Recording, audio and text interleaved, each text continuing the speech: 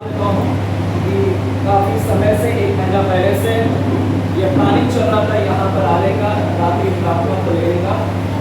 पिछले महीने भी हमें आमंत्रित किया गया था, लेकिन पुनरुत्थान दिवस होने की वजह से, जिसको लोग ईस्टर के नाम से जानते हैं, पता नहीं क्यों लोग ईस्टर बोलते हैं, क्योंकि बाइबल के अंदर ईस्टर नाम तो जिक्र ही नहीं किया गया है। पुनरुत्थान दिवस बोले तो बेहतर है, रिजरेक्शन डे बोले तो बेहतर है। पिछले महीने हमें यहाँ पर आमंत्रित किया गया था, परंतु रिजरेक्शन डे होने की वजह से कैंसिल करना पड़ा, है ना। यहाँ पर भी प्रार्थना चल रही थी। शायद वो प्रभु की योजना में नहीं था, शायद वो प्रभु की प्लानिंग में नहीं था। हालेलुया। प्रभु ने आज के दिन को तय कर रखा था, आज के दिन को परमेश्वर ने नियोजित कर रखा था। हालेलुया। शायद उस समय में आया होगा, है ना। आप सभी लोगों को पता है कि सुंदर फाटक के वहाँ पर एक व्यक्ति बैठा हुआ था, है ना, जो कभी भी आराधना में नहीं गया, क्योंकि वो, है ना, अपंग था, लग रहा था ना। सुंदर फाटक के द्वार पर बैठा था और यीशु मसीह हमेशा आराधना में जाते थे, लेकिन कभी भी उस व्यक्ति को चंगा नहीं किया। लेकिन बाइबल बोलता है यीशु मसीह मारे गए, गाड़े गए, तीसरे दिन जी उठे, ऊपर गए। फिर वहाँ पर पेंटिकोस का दिन आया और फिर बाद में पतरस और जो मेरे ख्याल से याकूब या यूहन्ना साथ में जब गए वहाँ पर, और उन्होंने कहा सोना और चांदी मेरे पास नहीं है, और वो व्यक्ति को चंगा किया गया, यीशु मसीह के नाम से उठाया गया। शायद यीशु मसीह पहले करते तो इतना बड़ा वहाँ पर सुसमाचार का जो काम हुआ वो वहाँ पर शायद नहीं होता, लेकिन वो चीज परमेश्वर ने समय अपने चेले लोगों के लिए रखा था। अब जब चेले लोगों ने चंगा किया तो बाइबल बोलता है वहाँ पर लगभग 3000 के लोगों ने क्या हुआ, वो बाहर में आगे उस कार्य को देखकर। शायद इससे पहले वहाँ पर प्रभु यीशु मसीह करते तो शायद वहाँ पर 3000 की मौजूदगी नहीं थी, पर परमेश्वर ने एक समय को रखा था कि उसके चेले वो कार्य को करे, और उस समय हजारों की संख्या में भीड़ वहाँ पर होगी और हजारों के लोगों का उद्धार होगा। तो वो शायद परमेश्वर ने उस समय अपने चेले लोगों के लिए रखा था। और मैं समझता हूँ कि पिछले महीने शायद हम यहाँ पर आते तो शायद कम लोग होते यहाँ पर और प्रभु का काम उतना बड़ा नहीं होता, लेकिन आज के दिन को परमेश्वर ने नियोजित रखा और आज करीबन काफी लोग हैं, और मैं समझता हूँ कि परमेश्वर का एक बड़ा काम यहाँ पर होगा। हालेलुया। हालेलुया। परमेश्वर अपने समय पर एक अद्भुत काम करता है। मैं छोटा सा अपना परिचय दूंगा। काफी लोग मुझे जानते हैं, जो अन्य हैं, जो लोग मुझे नहीं जानते हैं, सभी को मैं थोड़ा एक छोटा सा परिचय देता हूँ। हाइट भी छोटी है, परिचय भी छोटा देता है। अगर कितने लोग मुझे जानते हैं, जो मेरे चर्च के लोग हैं उसको छोड़कर, है ना, बाकी लोग कितने लोग मुझे जानते हैं, है ना। भाई महेश, उनका पूरा घराना, उनका परिवार मुझे जानते हैं, राजू, पास्टर राजू जानते हैं, और कुछ लोग नहीं जानते हैं। शायद मुझे देखा होगा मॉर्निंग शायद स्कूल में देखा होगा, लेकिन मैं पास्टरों की जगह पर नहीं बैठता, हमेशा मैं लोगों के बीच में बैठता हूँ। तो शायद इसीलिए कुछ लोग मुझे नहीं जानते हैं, क्योंकि मैं पास्टरों के बीच में नहीं बैठता, वहाँ पर जानता है। हालेलुया। आमेन। तो मैं एक छोटा सा अपना विषय में परिचय दूंगा। मेरा नाम पास्टर अजय है, अजय विश्वकर्मा, और मैं यूपी परिवार से आता हूँ, आजमगढ़ का रहने वाला। अगर यूपी में आप जानते हैं आजमगढ़, तो आजमगढ़ बहुत ही फेमस है, प्रचलित है, प्रसिद्ध है, और काफ़ी दंगाई लोग, काफ़ी आतंकवादी वहाँ से ही निकले हैं, आजमगढ़ से। लेकिन ये आतंकवादी नहीं है, शैतान मुझे देखकर बोलता रहेगा आतंकवादी है, हालेलुया, उसके लिए मैं आतंकवादी होगा, हालेलुया। लेकिन हम परमेश्वर के राज्य में एक योद्धा है, और परमेश्वर ने मुझे उस आजमगढ़ के नगर से वहाँ से उठाया। लेकिन मेरी परवरिश मुंबई शहर में हुई है। मैं बॉर्न एंड बॉटअप मुंबई में हुआ, और मैं रहवासी हूँ कुर्ला का, कुर्ला वेस्ट, फिनिक्स मॉल अगर जानते होंगे, फिनिक्स मॉल के सीधे रास्ते सुंदर बाग जाता है, वहाँ पर का रहवासी हूँ मैं। और मेरी उम्र अभी 44 ईयर चल रहा है। मेरी उम्र 44 है। मैंने 43 उम्र कंप्लीट कर चुके हैं, और 44 के पिछले महीने ही, पिछले 2 महीने पहले मेरे बर्थडे थे, तो मैं 44 चालू हो गया। लोग मेरे हाइट को देखकर पहचान नहीं पाते हैं, कि अनुमान नहीं लगा पाते कि इसका उम्र 44 होगा, और आने वाले 6 साल में मैं 50 साल का हो जाऊँगा। हालेलुया। हम फिर भी मिलेंगे, हालेलुया, फिर भी मिलेंगे, हालेलुया। आज मैं जब यहाँ पर था तो मैं सोच रहा था कि क्यों मैं नाइट प्रेयर को मिस करता था। मैं क्यों नाइट प्रेयर को, भाई संतोष कितना बोलते थे लेकिन मैं मिस करता था। लेकिन आज मुझे ऐसा लगा मिस नहीं करना चाहिए। ये नाइट प्रेयर और जगह बहुत ही लाभदायक है, बहुत इस्तेमाल करने की जगह है। तो मैं शायद कोशिश करूंगा कि अगले बार से मैं आप लोगों के साथ जुड़ जाऊँ, आपके नाइट प्रेयर में मैं आप लोगों के साथ में जुड़ जाऊँ और हम इसको बढ़ाएंगे साथ में मिलकर। हम लोग कोशिश करूँगा और मैं अपनी टीम से भी रिक्वेस्ट करूँगा कि हम सभी लोग सहभागी हो और हर महीने हम यहाँ पर इकट्ठा हो और यहाँ पर आए। तो मैं अभी शादीशुदा नहीं हूँ, मैं अभी भी बैचलर हूँ, बुखारा हूँ। हालेलुया। आप सोचते रहोगे कि 44 हो गया है, पास शादी नहीं किए। हाँ, मैंने अपने लाइफ को डेडिकेट कर दिया। जब मैं प्रभु यीशु मसीह में आया, मैं 4 बार मृत्यु से बचाया गया, 4 बार मुझे मौत से प्रभु ने बाहर निकाला। एक बार तो मैंने खुद से फिनॉल पीकर मैं आईसीयू में भर्ती था और प्रभु ने मुझे वहाँ से बाहर निकाला। एक बार 26 जुलाई की रात में जब मैं पानी में डूब चुका था, मुंबई में जब बाढ़ आई थी, सुनामी आई थी, तो मैं बाढ़ में डूब चुका था उस पानी में और प्रभु ने मुझे एक स्वर्गदूत को भेजकर वहाँ से बाहर निकाला पानी में से। और मैंने, है ना, और एक बार मैं आत्महत्या करने के लिए जा रहा था, ट्रेन से कटने के लिए, फिर भी जहर पीने के लिए जा रहा था। वैसे 3-4 बार ऐसे हादसा मेरे साथ में हुए और परमेश्वर ने मुझे 4 बार मृत्यु से बाहर निकाला। और मैंने तय किया कि प्रभु, अगर तूने मुझे बाहर निकाला, आज के बाद ये लाइफ तेरा है, मैं इसे डेडिकेट करता हूँ, मैं इसे आपको समर्पित करता हूँ। आज के बाद में मेरा पूरी जिंदगी सिर्फ आपके लिए होगा और आपकी सेवा करूँगा। और इसीलिए मैंने निर्णय किया कि मैं परमेश्वर शादी नहीं करूँगा, परंतु मैं आपकी सेवा करूँगा। जरूरी नहीं है कि शादी नहीं करना है, आप शादी कर सकते हैं, आप, हालेलुया, आप सभी लोग कर सकते हैं, जिसको करना है करें। लेकिन ये मेरा परमेश्वर के साथ एक वाचा था कि प्रभु मुझे इसी प्रकार रख, ताकि मैं निरंतर आपकी सेवकाई में बना रहूं। तो मृत्यु से बाहर निकाला, इसलिए मैंने अपने लाइफ को डेडिकेट कर दिया। अमेन। और आज भी मैं उसी वचन के ऊपर अटल हूँ, खड़ा हूँ। कई लोगों ने मुझे प्रेशर डाला कि आप विवाह कीजिए, कुंवारा मत रहिएगा, लेकिन मैं मेरे वाचा जो मैंने परमेश्वर के साथ कमिटमेंट किया है, उस कमिटमेंट के ऊपर अभी भी मैं अटल और खड़ा हूँ। हालेलुया, आमेन, हालेलुया। मेरे परिवार में मेरी माता जी हैं, 2 बड़े भाई हैं, बहन है, सभी के शादी हो गए।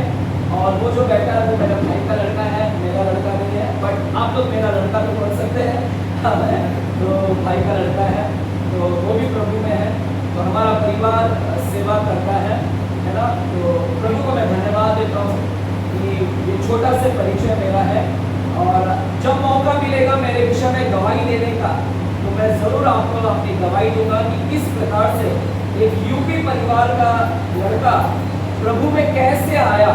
अगर आपको मेरी गवाही को सुनना है तो आप YouTube चैनल पर रोशनी प्रोडक्शन चैनल करके एक चैनल है, रोशनी प्रोडक्शन चैनल, जो प्रभाकर सूर्यवंशी जो चलाते हैं। और आप जानते होंगे प्रभाकर सूर्यवंशी को, जो अभी अंकुर नरूला का मिनिस्ट्री अगले महीने रखे हैं कर्नाटक में। तो वही प्रभाकर सूर्यवंशी जिन्होंने अंकुर नरूला का मिनिस्ट्री रखा है, उनका एक चैनल है रोशनी प्रोडक्शन। और उन्होंने बकाया मेरा इंटरव्यू लिया, मेरी गवाही को लिया और उन्होंने गवाही को मेरे उनके YouTube चैनल पर डाला है। तो आप जब भी मौका मिले वहाँ पर जाइएगा और वहाँ पर आप YouTube पे देख सकते हैं। और जैसे मैं यहाँ पर आते रहूँगा, प्रभु मुझे अगुवाई करेगा कि मेरी गवाही को शेयर करने के लिए, तो मैं ज़रूर आपके बीच में अपनी गवाही को यहाँ पर प्रस्तुत करूँगा, शेयर करूँगा। हालेलुया, आमन। एक परमेश्वर के लिए छोटा ताली हो सकता है। प्रभु यीशु मसीह में आके 20 साल हो गए, है ना। सन 2005 में मैंने प्रभु यीशु मसीह को उद्धारकर्ता के रूप में ग्रहण किया, स्वीकार किया। और 2005 से अभी तक मैं प्रभु यीशु मसीह में हूँ। मैंने अभी भी पीछे मुड़कर नहीं देखा। एक बार हल पर हाथ रख दिया और मैं हल पर हाथ रखा हूँ और आगे बढ़ रहा हूँ। और मैंने 20 साल में कभी भी पीछे नहीं हटा और अभी भी बना हूँ। और 1 महीने 2 महीने से ही मैंने प्रभु यीशु की सेवा करना चालू ही कर दिया। जब मैं प्रभु यीशु मसीह में आया, लोग 1-1 साल लेते हैं, 2-2 साल लेते हैं, लेकिन मैंने 1 महीना 2 महीने में ही प्रभु यीशु की सेवा करना चालू कर दिया। और आज 20 साल हो गए और अभी तक मैं प्रभु यीशु की सेवा कर रहा हूँ। मैंने 10 साल जॉब किए हैं। छोटा सा आपको परिचय दे रहा हूँ ताकि आपको पता चले। 10 साल मैंने अपने लाइफ में जॉब किए हैं, मेरी पढ़ाई भी हायर एजुकेशन है, मैं बीकॉम से भी ऊपर पढ़ाई किया हूँ और परमेश्वर ने मुझे कई डिग्रियाँ लेने के लिए मदद किया, सहायता किया। मैं ICICI बैंक में काम करने वाला एक व्यक्ति जो ICICI बैंक में भी काम किया, नेशनल स्टॉक एक्सचेंज में काम किया, बॉम्बे स्टॉक एक्सचेंज में काम किया। मैंने एक टाइम में जर्नलिस्ट का काम कर रहा था, रिपोर्टर के पूरा काम किया मैंने। मैं वोल्टास कंपनी में था, अंधेरी मरोल के 7 इंच हॉस्पिटल, वहाँ पर मैं HR डिपार्टमेंट में सीनियर HR पोस्ट पर था। तो इस तरह से मैंने कई जॉब किए हैं अपनी लाइफ में। हायर एजुकेटेड हूँ मैं, पढ़ा लिखा हूँ मैं, कोई अनपढ़ नहीं हूँ मैं, और मैं फर्स्ट रैंकर टॉपर हूँ मैं कॉलेज में। तो एक टॉपर, एक फर्स्ट रैंकर और इतनी बड़ी पदवी पर, है ना, पगार नहीं शेयर करेंगे, पगार नहीं बताएंगे, पगार भी मेरा बहुत ज़्यादा था। तो मैं उस सारी चीज़ को छोड़कर सन 2014 में मैंने जॉब को छोड़ दिया। उन्हीं जॉब को छोड़कर आज 10 साल हो गए मुझे जॉब को छोड़े हुए, और अभी मैं फुल टाइम मिनिस्ट्री में हूँ मैं, और धारावी में मेरी चर्च है, मैं धारावी में ही चर्च चलाता हूँ। हालेलुया। ये मेरा एक छोटा सा परिचय है, जो लोग मुझे नहीं जानते हैं ताकि आप लोग मुझे जान जाए, क्योंकि मैं रास्ते पर दिखता हूँ धारावी में, आप मुझे देखेंगे तो पहचान में आना चाहिए कि हाँ ये पास्टर आए थे। हालेलुया। आमीन। तो चर्च, अब हम थोड़ा से वचनों में जाते हैं, है ना। मैं जब यहाँ पर आ रहा था, मैं बहुत, जब भी कोई भी मुझे बुलाता है तो मैं प्रार्थना कर कर ही जाता हूँ घर से बाहर, और घंटों भर मैं उस परिवार, अगर छोटे से घर में भी मुझे बुलाए कि पास्टर आप मेरे घर पर आए, वचन शेयर करें, तो मैं उस छोटे से घर में भी जाने से पहले अपने आप को प्रार्थना से भरता हूँ और मांगता हूँ कि प्रभु वो छोटा से ही घर है, लेकिन क्या प्रचार करूँ वो आप मुझे दीजिए। तो मैं घर पर पूरा प्रिपेयर करता हूँ, प्रभु की उपस्थिति में बैठता हूँ, मांगता हूँ कि प्रभु छोटा से ही सभा है, परंतु वो छोटा से सभा में एक बड़ा काम होने देगा। तो मैं घंटों पर वहाँ पर प्रार्थना कर जाता हूँ। और आज भी जब मैं यहाँ पर आ रहा था, मैं क्यों बता रहा हूँ, ताकि आपको मालूम पड़े कि हम ऐसे ही नहीं आए हैं कि बस हो गया और आ गए, नहीं। हमने पूरा प्रार्थना करके प्रभु से मांगा है कि प्रभु आज की शाम क्या वचन को शेयर करेगा, और अगर प्रभु ने मुझे ये वचन दिया है तो मैं समझता हूँ कि आज की शाम कोई ना कोई यहाँ पर व्यक्ति है, उसके लिए परमेश्वर आज की शाम बात करना चाहता है। मैं नहीं जानता, आप में से सब लोगों के लिए शायद नहीं होगा, लेकिन कोई एक या दो व्यक्ति होगा जिसके लिए परमेश्वर ने मुझे यहाँ पर लाया है। पिछले महीने कैंसर करवाया और आज लेकर आया। मैं समझता हूँ कि परमेश्वर यहाँ पर कोई व्यक्ति है जिसका आज वो वचन बहुत जरूरी है। हालेलुया। तो आज की शाम प्रभु क्या बात करना चाहता है, मैं छोटे शब्दों में करूँगा, क्योंकि जब मैं प्रचार करता हूँ तो बहुत लंबा हो जाता है। हमारे टीम जानते हैं कि, है ना, पास्टर जब प्रचार करते तो बहुत लंबा हो जाता है, पर मैं कोशिश करूँगा उसको कम में करने के लिए। आमीन। और भाई संतोष को भी मैं धन्यवाद देता हूँ। संतोष बड़ी मेहनत कर रहे हैं और कठिन प्रयास कर रहे हैं। कई बार एक लोग रहते हैं, 2 लोग रहते हैं नाइट प्रेयर में, फिर भी उन्होंने हिम्मत को नहीं हारा, फिर भी उन्होंने लगातार इसको कंटिन्यू करके रखा। इसीलिए मैं आपके परिश्रम और मेहनत को मैं धन्यवाद देता हूँ। सिर्फ मैं याद नहीं कर रहा हूँ, प्रभु भी आपके परिश्रम को याद कर रहा है। हालेलुया। मैं 7 चर्च जो बाइबल में जो 7 कलीसिया है, जब हम प्रकाशित वाक्य के 7 कलीसियाओं को देखते हैं तो सातों कलीसियाओं में परमेश्वर जब शुरुआत करता है लेटर को, तो उस लेटर की शुरुआत में परमेश्वर सबसे पहला अपना परिचय देता है। उस लेटर में यूहन्ना को जो लेटर दिया था कि सातों कलीसियाओं को भेज, उस लेटर की अगर आप शुरुआत देखोगे, शुरुआत में परमेश्वर अपना परिचय देता है, इंट्रोडक्शन देता है। उसके बाद में तारीफ करता है उस कलीसिया की। क्या तारीफ करता है? कहता है कि मैंने तेरे काम को देखा है, मैंने तेरे परिश्रम को देखा है, मैंने तेरे धीरज को देखा है, मैंने ये भी देखा है कि तू पापियों से घृणा करता है, मैंने ये भी देखा है कि तू झूठे उपदेशों से घृणा करता है। परमेश्वर तारीफ करता है कि मैंने तेरे काम को देखा है। इफिसी की कलीसिया, तेरे काम, तेरे परिश्रम, तेरे धीरज, ये सब मैंने देखा है। और आज मैं संतोष से भी कहना चाहता हूँ, संतोष आप जो कर रहे हैं, आपके काम को परमेश्वर देख रहा है। हालेलुया। और वो लेटर वहाँ पर है, वहाँ पर लिखा गया उस लेटर को, वो एक लेटर है जो परमेश्वर वहाँ पर आपके कामों का जिक्र कर रहा है कि मैंने तेरे काम देखे, तेरे परिश्रम देखे, तेरा धीरज को देखा। एक व्यक्ति आया, दो व्यक्ति आया, लेकिन फिर भी निराश नहीं हुआ, फिर भी कंटिन्यू रखा। परमेश्वर आपके प्रतिफल देगा। हालेलुया। हमें क्यों ना एक छोटा ताली के द्वारा भाई संतोष को धन्यवाद दें। आमीन। हालेलुया। हमें जितने लोग नींद में गए हालेलुया, जो लोग सो रहे गए हालेलुया, जो जागे कहेंगे हालेलुया। पास्टर और पास्टर सुनील, और जो भी पास्टर मैं नहीं जानता कौन है, लेकिन आप सभी का तहे दिल से धन्यवाद देता हूँ कि आप सभी लोग ने समय निकाल कर यहाँ पर आया। प्रभु आप सभी को भी मेहनत को याद कर रहा है, परिश्रम को याद कर रहा है। प्रभु आप सभी को आशीषित करे। आज की शाम जो हम वचन लेकर आए हैं वो प्रभु की ओर से है। चर्च, आज की शाम में यहेजकेल की किताब से मैं थोड़ा सा आपको जिक्र करना चाहता हूँ, बात करना चाहता हूँ। कुछ जब मैं वचन को बांटूंगा वो वचन आपको सिमिलर लगेगा। आप बोलेंगे कि ये वचन तो मैंने सुना है। हाँ, सुना होगा, लेकिन फिर भी मैं आपको कुछ बातों को याद दिलाना चाहता हूँ वहां से। हालेलुया। आज की शाम हम यहेजकेल की किताब की ओर जाएंगे और यहेजकेल की किताब की ओर हम अध्ययन करेंगे। हालेलुया। पुराने करार में यहेजकेल है और यहेजकेल भविष्यवक्ता के बारे में हम थोड़ा सा अध्ययन करेंगे। आज के जो मेरे टॉपिक का नाम है, जो मेरा शीर्षक है, आज के वचन का शीर्षक है, वो है नासमझ। यहेजकेल नासमझ था, समझ नहीं थी उसको। इग्नोरेंस ऑफ यहेजकेल, यहेजकेल का इग्नोरेंस, नासमझ, उसको समझ नहीं था। किस चीज का समझ नहीं था, उस चीज के बारे में हम आपको थोड़ा बताना चाहेंगे आज के बारे। हालेलुया। बाइबल आज हम यहेजकेल का जो अध्ययन करेंगे और हम उसमें से आज यहेजकेल की जो 36वां अध्याय है, यहेजकेल के जो 36 चैप्टर है, उसकी ओर आज हम लोग क्या करेंगे, थोड़ा सा मनन करेंगे। पुराने करार का जो यहेजकेल है भविष्यवक्ता, प्रभु यीशु मसीह के आगमन से पहले, प्रभु यीशु मसीह के आगमन, हालेलुया, यहाँ पर जाएंगे, हम बाद में खोलेंगे।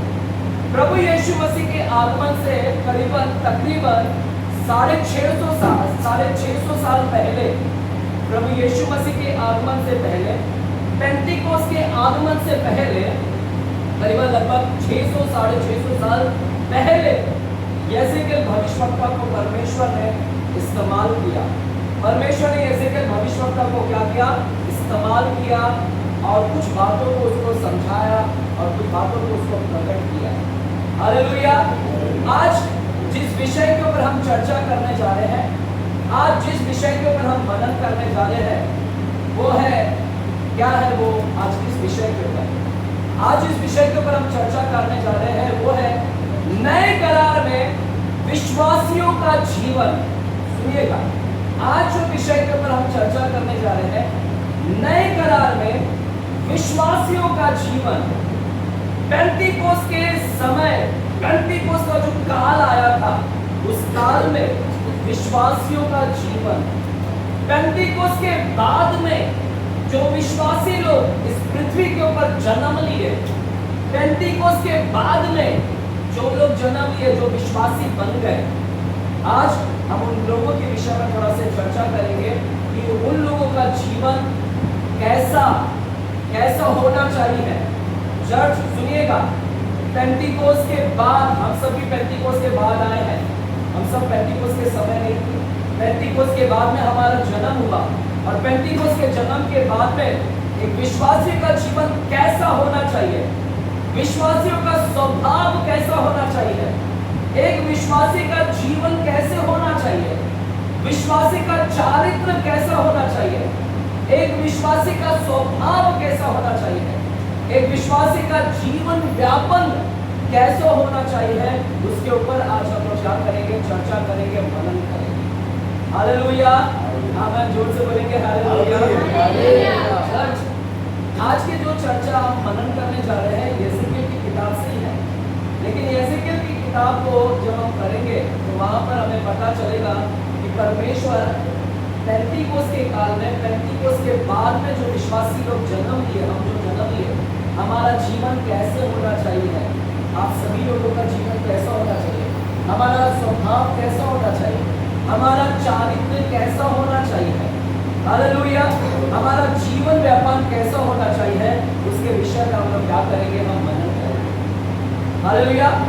हमें समझ में आ रहा है मैं क्या बोल रहा हूँ? कि आप लोग सभी लोग पेंटिकोस के बाद आए हैं, और आज मैं यहाँ पर बात करता हूँ, आज मैं समझता हूँ कि आपका जीवन को जांचना है कि पेंटिकोस के बाद आपका जीवन कैसा होना चाहिए है। और इस बात की कल्पना, इस बात का वर्णन परमेश्वर यहेजकेल को बता रहे हैं कि पेंटिकोस के बाद, यहेजकेल को बता रहे हैं कि पेंटिकोस के बाद, पेंटिकोस के काल से विश्वासियों का जीवन कैसा होना चाहिए, उस बातों को क्या कर रहे हैं? यहेजकेल को परमेश्वर दृष्टांत के माध्यम से क्या कर रहे हैं? समझाने का प्रयास कर रहे हैं। हालेलुया।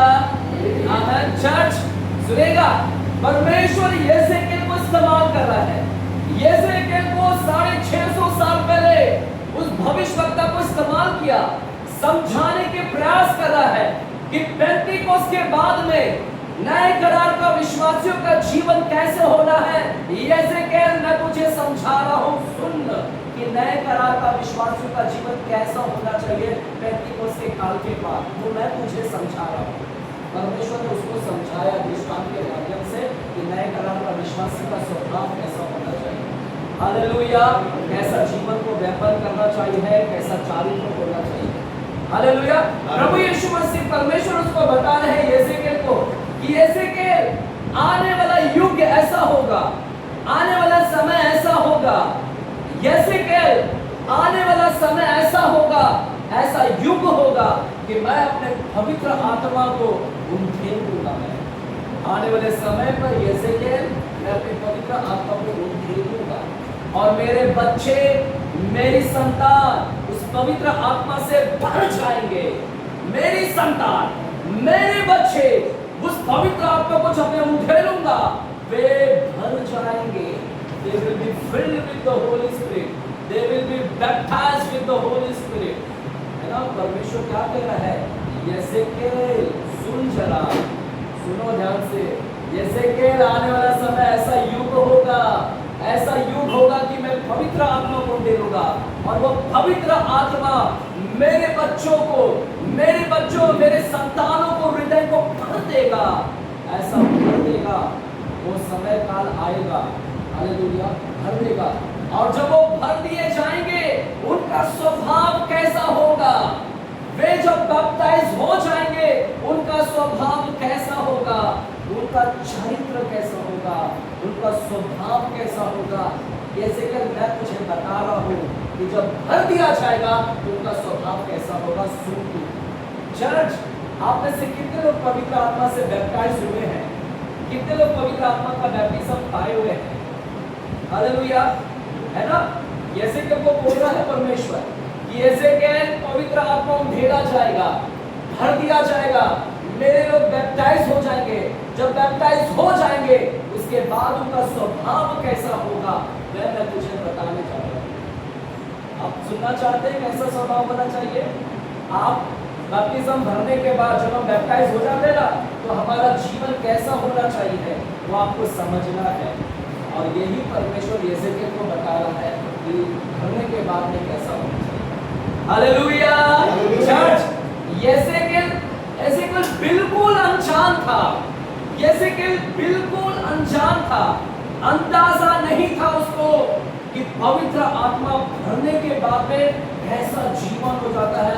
उसको कुछ नहीं पता था कि हमारा जीवन कैसा हो जाता है। उसके समय में पवित्र आत्मा था, यहेजकेल के समय में पवित्र आत्मा था, पवित्र आत्मा ऊपर आता था।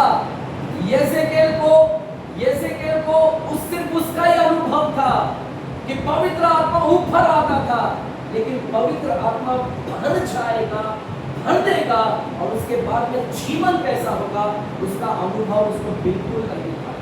बिल्कुल अनुभव नहीं था, कोई अंदाजा नहीं था, कोई अनुमान नहीं था कि बैप्टाइज होने के बाद में जीवन कैसा हो जाएगा। चर्च आप मेरे साथ में है? जितने सुन रहे कहेंगे हालेलुया। सुनेगा, बहुत कुछ है यहाँ पर। आपको मैं बताऊं, है ना, मैं बहुत लिखता हूँ। मेरे घर में अगर कोई आए ना, आप इतने किताब, मैं 20 साल से लिख रहा हूँ। मैं 20 साल में मैंने कितने किताब को लिखे हैं, है ना। पास्टर जी बोलते हैं मैं गीत लिखता हूँ, मैं कहता हूँ कि मैं वचन लिखता हूँ मैं, हालेलुया। और इतने किताब है, हालेलुया। आज भी जब मैं यहाँ पर आ रहा था चर्च, मैं किताब को खोलना नहीं चाहता था, बट मिस ना हो जाए कुछ चीज को, मैं इसलिए अपने सामने रखता हूँ कभी भी। अगर आप देखोगे तो मैं यहाँ पर लगभग कम से कम 8 से लेकर 9 से लेकर 10 पेज मैंने आज की शाम यहाँ पर लिख कर लाया है, ताकि आपको मैं बता सकूँ एक भी चूकने ना चाहिए। हालेलुया, सुनेगा ध्यान से। यहाँ पवित्र आत्मा परमेश्वर यहेजकेल को बोल रहा है, यहेजकेल तुझे अनुभव नहीं है, तेरा तुझे अंदाजा भी नहीं है कि जब पवित्र आत्मा उंडेल दिया जाएगा, मेरे बच्चे जब भर जाएंगे, उनका स्वभाव अलग हो जाएगा। इसको पता नहीं है, इसको सिर्फ अभी तक पता है कि पवित्र आत्मा ऊपर आता है। इसने अनुभव नहीं लिया, अभी तक अनुभव नहीं था कि कैसा भरना होता है, पवित्र आत्मा का बपतिस्मा क्या होता है, उसने अनुभव नहीं लिया है, एक्सपीरियंस नहीं उसके पास। और वो भरना क्या होता है, उसका अनुभव नहीं है। भरने के बाद में स्वभाव कैसा होता है, उसका अनुभव इसके पास में नहीं है। हालेलुया, हालेलुया चर्च, है ना। और यही परमेश्वर उसको समझा रहा है और बताने की प्रयास कर रहा है। यहेजकेल 36 चैप्टर में उसको परमेश्वर बताने की क्या कर रहा है, प्रयास कर रहा है कि तू समझ जा। हालेलुया, आमीन, है ना चर्च, है ना। पुराने करार में और नए करार में, पुराने करार में हम सब लोग जानते हैं पवित्र आत्मा ऊपर उतरता था, लेकिन नए करार में वो हमारे क्या है, भीतर है। क्या है, हमारे भीतर। चर्च, यही अंतर आज आपको समझाना चाहता है प्रभु। आज जो यहाँ पर बैठे हुए हैं, आज प्रभु आपको अंतर समझाना चाहता है। सुनिएगा, मैं यहाँ पर किसको पिन पॉइंट नहीं कर रहा हूँ। आज जितने लोग दावा कर रहे हैं कि मैं पवित्र आत्मा से भरा हूँ, मैं पवित्र आत्मा का बैप्टाइज हूँ, सुन ले बेटा, तू कहता है कि मैं पवित्र आत्मा से बैप्टाइज हूँ, तो तेरा स्वभाव कैसा होना चाहिए देख लेना आज। अगर नहीं है तो आज तू पवित्र आत्मा का बैप्टाइज नहीं है, धोखे में है। You are living in deception, आप धोखे में है। हालेलुया, जो दावा करते फिर रहे कि मैं पवित्र आत्मा का बैप्टाइज हो गया। हालेलुया चर्च, सुनिएगा, है ना। पवित्र आत्मा का भरना, ऊपर उतरना, और पवित्र आत्मा का भर जाना, हालेलुया, दोनों में बहुत अंतर है, जो हम आपको समझाने के प्रयास करेंगे आज जो परमेश्वर यहेजकेल को समझा रहा है। हालेलुया, आप सभी लोग जानते हैं पुराने करार में पवित्र आत्मा ऊपर आता था, है ना, ऊपर आता था। हालेलुया, और जब कभी ऊपर आता, लोगों का जीवन बदल जाता, अद्भुत सामर्थ्य प्राप्त होता, आश्चर्य कर्म होते। आप सभी लोग जानते हैं पुराने करार में पवित्र आत्मा मूसा पर उतरा, पुराने करार में पवित्र आत्मा यहोशू के ऊपर उतरता, पुराने करार में पवित्र आत्मा गिदोन के ऊपर उतरता, शिमशोन के ऊपर उतरता, दाऊद के ऊपर उतरता, यहेजकेल के ऊपर, यशायाह के ऊपर, दानियल के ऊपर, है ना, ऐसे तमाम लोगों के ऊपर पवित्र आत्मा उतरता।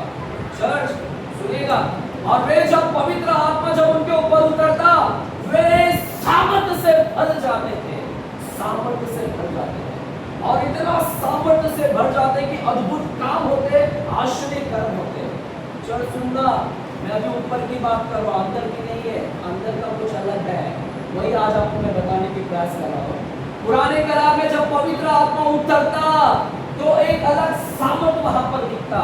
हमने सामर्थ को देखा, हमने देखा समुद्र को विभाजित कर दिया गया, हमने देखा कि जब पवित्र आत्मा उतरा समुद्र को विभाजन कर दिया गया, हमने देखा जब पवित्र आत्मा उतरा, हमने देखा एक सामर्थ को देखा कि एलिया ने आकाश से आग बरसा दिया, वो है सामर्थ को हमने वहां पर देखा। हमने देखा कि जब पवित्र आत्मा ऊपर उतरा तो सिंह को फाड़ डाला गया, हमने देखा जब पवित्र आत्मा ऊपर उतरा तो हमने देखा मुर्दों को भी क्या किया, वहां पर जिलाया गया। ऐसे तमाम कार्य वहां पर हुए पुराने करार के अंदर। Hallelujah hallelujah. लेकिन चर्च सुनिएगा, और जब पवित्र आत्मा ऊपर से हट जाता, जब पवित्र आत्मा चला जाता, वही व्यक्ति जो सामर्थशाली हो गया था, वही व्यक्ति अब निर्बल हो जाता। सुने, यह है अंतर, ऊपर आने का अंतर यही है। अंदर और ऊपर आने का अंतर हम आपको बता रहे हैं। जब ऊपर आता था तो सामर्थ्य से भर जाते थे, लेकिन जैसे ही वो चला जाता तो जो व्यक्ति सामर्थ्य से भर गया है अब वो निर्बल हो गया, कमजोर हो गया। और हम देखते हैं शिमशोन के बारे में। शिमशोन के ऊपर जब पवित्र आत्मा उतरा, वही शिमशोन क्या सामर्थ्यशाली हो गया, और वही शिमशोन ने सिंह को क्या कर दिया, फाड़ दिया। क्या सामर्थ्यशाली ऊपर पवित्र आत्मा आया तो फाड़ दिया। लेकिन वही शिमशोन जब पवित्र आत्मा उसके ऊपर से चला गया, वो ऊपर से हट गया, वही शिमशोन जो शेर को फाड़ दिया, वही शिमशोन अब सामर्थ्यहीन हो गया, पावरलेस हो गया। और हमने देखा कि वो घृणित काम में चला गया, घृणित पाप में चला गया, पाप में चला गया। हमने देखा कि वो पाप में, व्यभिचार में चला गया, और अंत उसका कैसा हुआ, और अंत में वो मृत्यु को प्राप्त कर लिया। चर्च देख रहे हैं, अंतर हम आपको बताने जा रहे हैं। जब पवित्र आत्मा उतरा, सामर्थ्य से भर गए, लेकिन जैसा चला गए, सामर्थ्य भी गया और चले गए पाप में। ये था वो पुराने करार के अंदर। और उसी तरह हम एलिया को भी देखते हैं। एलिया के ऊपर जब पवित्र आत्मा उतरा, सामर्थ्य से भर गया, आकाश से आग गिरा दिया। लेकिन वही एलिया जब सामर्थ्य चला, वो पवित्र आत्मा उठ गया, वही एलिया जो आकाश से आग गिराया, और वही एलिया कमजोर पड़ गया। आप जानते हैं ना कमजोर हो गया, कैसे कमजोर हो गया? बाइबल बोलता है कि एक महिला, एक रानी जो इतनी धमकी दी और उस धमकी से इतना डर गया। क्यों? क्योंकि पवित्र आत्मा जब तक का तो सामर्थ्यशाली था, जैसे पवित्र आत्मा ऊपर से उठता है, ये कमजोर हो जाते हैं। और एक औरत, एक महिला के धमकी से इतना डर गया, बाइबल बोलता है वो भाग रहा है, जंगल जंगल क्या कर रहा है, भाग रहा है। सिर्फ भाग ही नहीं रहा है, बाइबल बोलता है वो परमेश्वर से कहता है, प्रभु मुझे सुसाइड करना है, आत्महत्या करना है, आत्महत्या को मांग रहा है।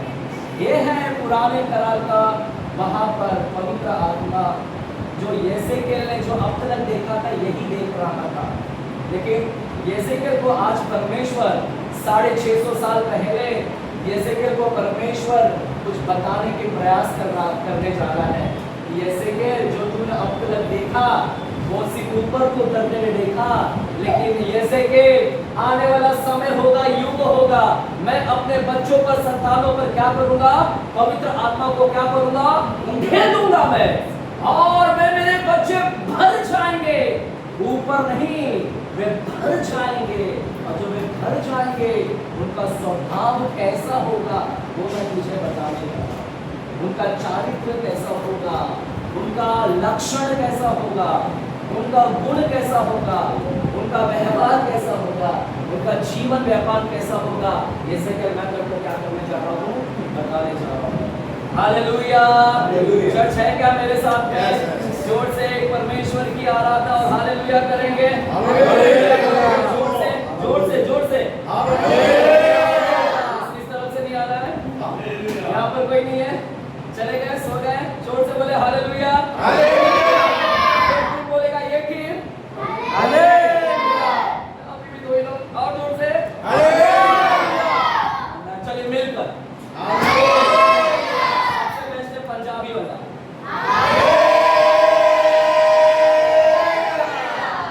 मेरे को पास्टर जी का बहुत अच्छा लगा। पास्टर जी का ऐसे जब पास्टर जी इस तरह से गीत गाया था ना, मैंने कहा अगर पास्टर ऐसे नाच सकता है तो मैं बहुत शर्माता हूँ नाचने में, बहुत शर्म आती है। लेकिन पास्टर बिंदास है ना, सबसे बेस्ट है ना, आँख बंद कर रहे, सबसे बेस्ट है आँख बंद कर लो और नाचो, है ना। कौन क्या देखता है, कौन क्या है, फर्क ही नहीं गिरता है। करूंगा आप मिलकर के नाचेंगे। आज नाचेंगे हम पास्टर, आज नाचेंगे संतोष भाई। आज इसका वचन करते समय के बाद में एक स्तुति नाम सबको नचाएंगे आज। हो जाने दे आज। हालेलुया। आमीन। तो एक आखिरी आवाज का पावर भी है। हाँ, मैं जानता हूँ, मुझे भी पूरा है कि हम उतनी आवाज नहीं कर सकते हैं, तो हम मध्यम वॉइस में हम थोड़ा से कर सकते हैं। हालेलुया। तो चर्च, परमेश्वर यहाँ पर यहेजकेल को बता रहा है कि यहेजकेल जो तू अब तक देखता आया है यहेजकेल, और मैं तुझे अब अंतर बताता हूँ कि क्या होने वाला है। हालेलुया। आमीन। आमीन। हालेलुया। चर्च, जब पवित्र आत्मा आएगा, भर दिया जाएगा, है ना चर्च, ये अंतर होगा। क्या अंतर होगा? वहां पर सामर्थ उतरता, लेकिन वहां पर जब सामर्थ आता वे आराधना करते, जब सामर्थ आता वे परमेश्वर को प्रसन्न करने वाला जीवन जीते थे।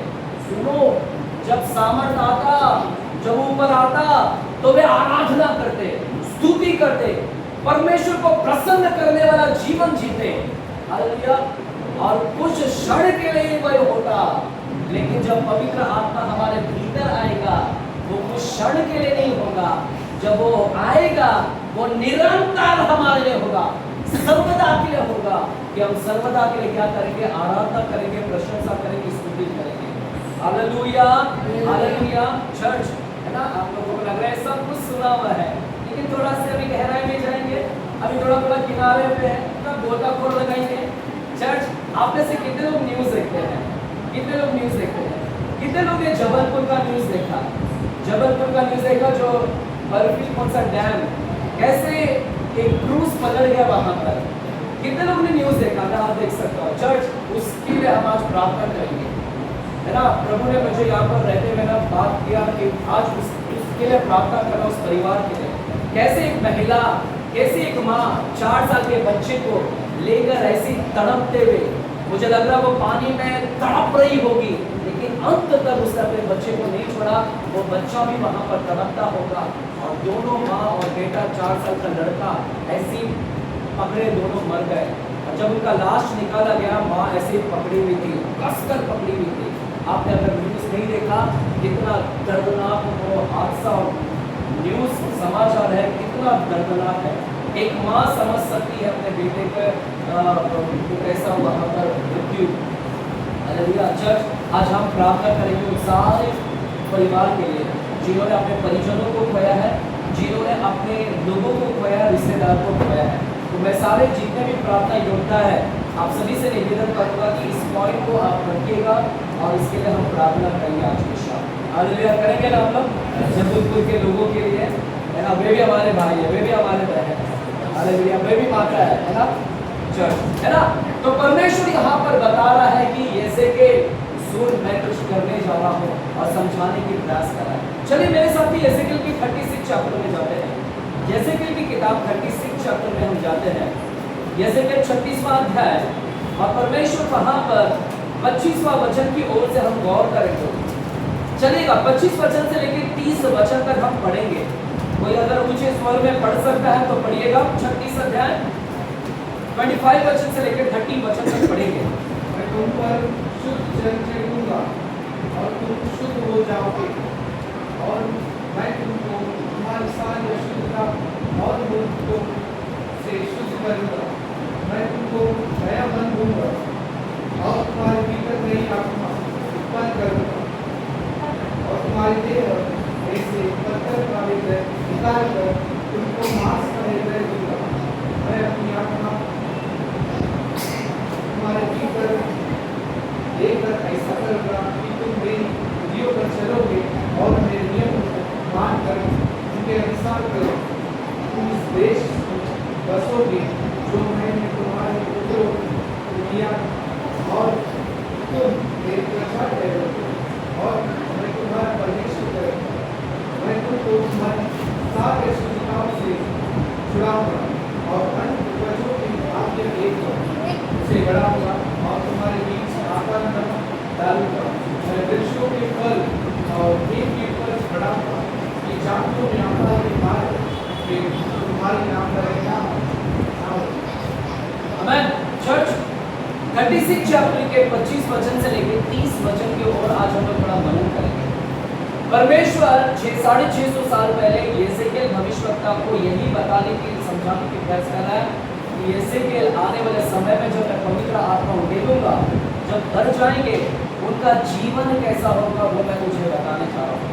अब तक तूने पवित्र आत्मा को ऊपर ही देखा और समय समय पर सामर्थ पाए, सामर्थ खो दिया, सामर्थ पाए, सामर्थ यही देखते आया।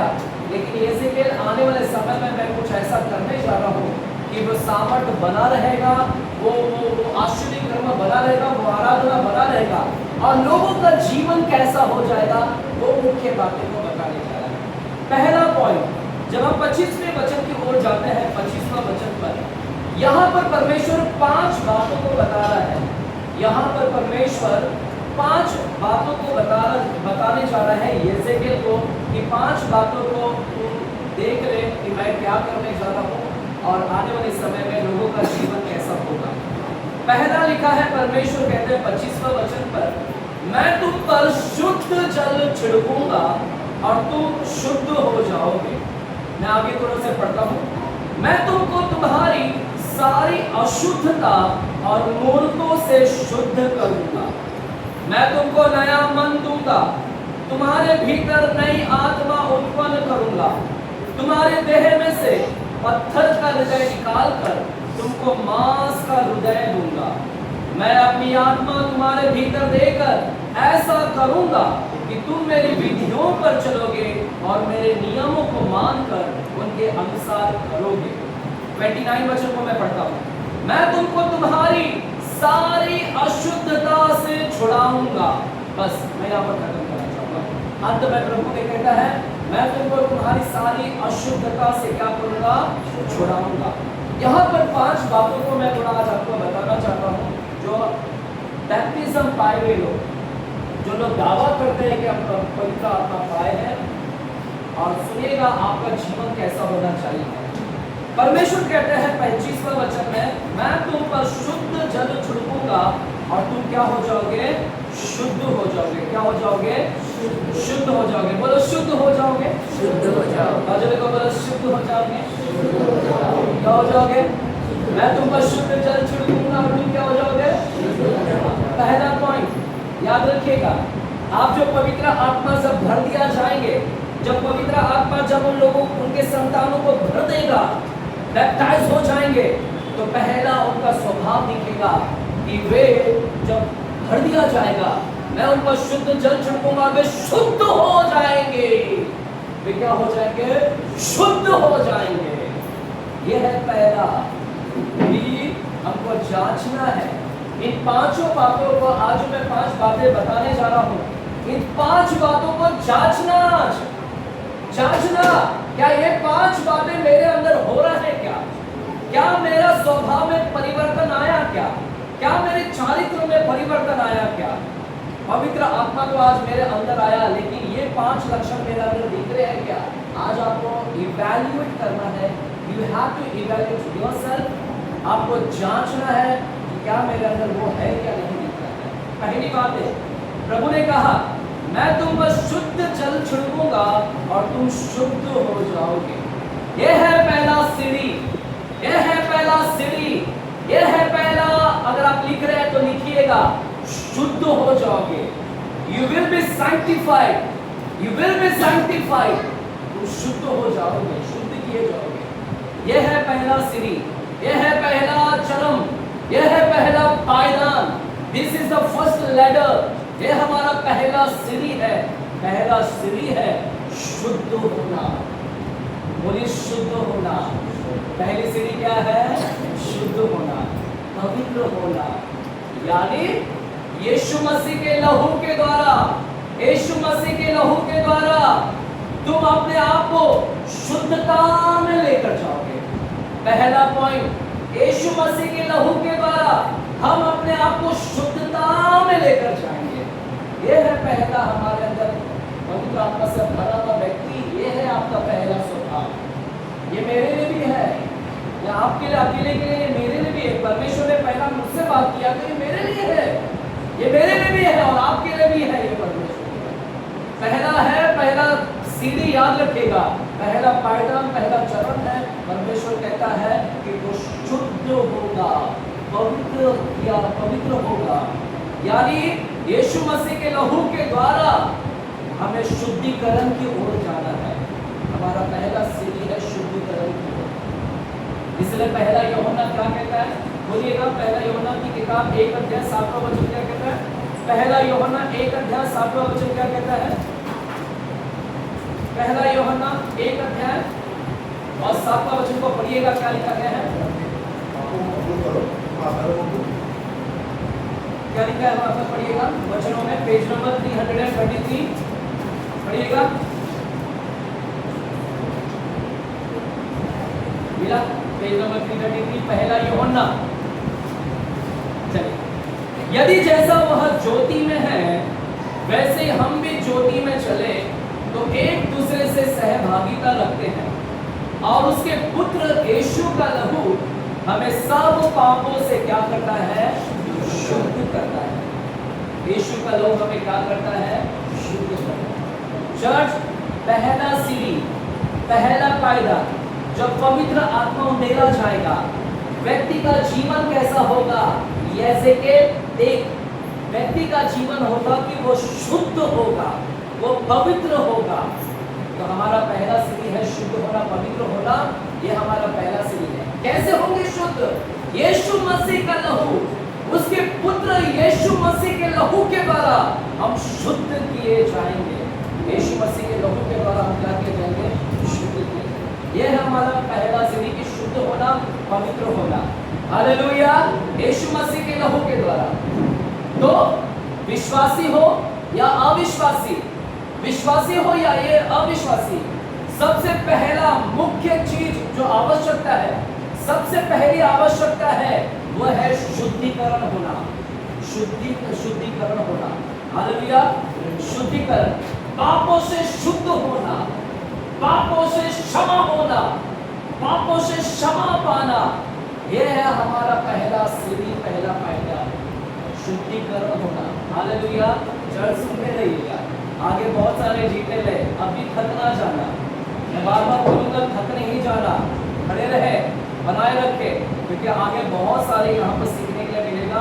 जहाँ जहाँ रहस्य बातें को है परमेश्वर वहाँ पर डाला। इस वचन को शायद हमने कभी इस तरह से नहीं पढ़ा होगा। पहली बात है, प्रभु कहता है कि पवित्र आत्मा जब आएगा शुद्ध होना, जांचना, क्या मैं शुद्धिकरण हुआ, क्या मैं सैंक्टिफाइड हो गया, क्या यीशु के लहू के द्वारा I am being sanctified, did I am justified, क्या मैं जस्टिफाइड हुआ हूँ, क्या मैं धर्मी ठहरा हूँ। अब हम आगे जाएंगे, सिर्फ सैंक्टिफिकेशन नहीं, सिर्फ शुद्धिकरण नहीं, शुद्धिकरण के आगे एक और पायदान है, पवित्रता। और पवित्रता को बनाए रखना, और पवित्रता के बनाए रखने से एक और पायदान जाना है जिसको कहते हैं धार्मिकता, धर्मी, जस्टिफिकेशन बोलते हैं। बाइबल में लिखा है सैंक्टिफिकेशन एंड जस्टिफिकेशन। सैंक्टिफिकेशन का मतलब होता है शुद्धिकरण, जस्टिफिकेशन का मतलब होता है धर्मी। ये दोनों चीज के बारे में बाइबल बोलता है। आज हम में से कई लोग हैं सिर्फ शुद्धिकरण हुआ है, आप में से कई लोगों का सिर्फ शुद्धिकरण हुआ है। नो, यहाँ तक ही नहीं सीमित होना है, हमको इसके आगे पायदान में जाना है, धर्मी, धार्मिकता के पायदान में। परमेश्वर ने हमको धर्मी ठहराने के लिए बुलाया है। हालेलुया। चर्च, यीशु के लहू के द्वारा हमें शुद्धिकरण होना है, पापों की क्षमा होना है। पापों की क्षमा कौन पाता है? पापों की क्षमा कौन पाता है? सुनिएगा, पापों की क्षमा, पापों की क्षमा, ये हमारा पहला सीढ़ी होना चाहिए, क्योंकि पापों की क्षमा होना ही चाहिए, शुद्धिकरण होना चाहिए। किसका पापों की क्षमा होता है? किसका पापों की क्षमा होता है? पापों की क्षमा वही पाता है जो पाप का जिसको एहसास होता है। हालेलुया। अगर आप पापों का शुद्धिकरण होना है, पापों का शुद्धिकरण कब पाएंगे आप? पापों का शुद्धिकरण, बोलो पापों का शुद्धिकरण होना है। बोले पापों का शुद्धिकरण होना है। कैसे होगा? कौन पाता है? कौन शुद्धिकरण पाता है? कौन पापों की क्षमा पाता है?